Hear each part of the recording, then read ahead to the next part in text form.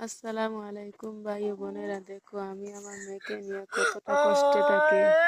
ওর বাবা কাজে গেছে, এর জন্য ও রাস্তার মাঝে এসে বসে কান্না করছে। বাড়ি থেকে অনেক দূরে, ওকে বাড়িতে নিয়ে যেতে পারছি না।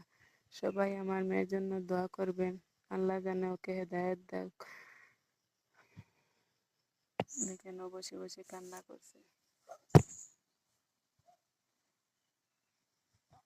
আয়ো বাড়িতে আয়ো, আও আয়ো আয়ো, হ্যাঁ গোয়া আয়া মুখ কিলা লাল করছত।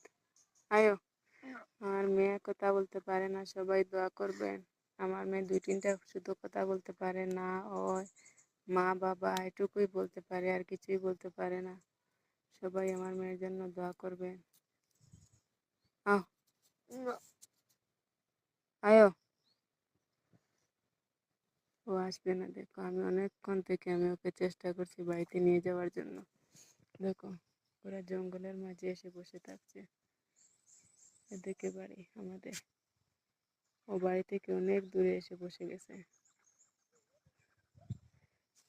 আও আও আও আও, পরে আমি লইয়া যাইম। আও আও, ঘরে সবজি বইল তো। আও আও, তোমার বাবা কাম করিয়া বিয়ালে আইবা তো। আও।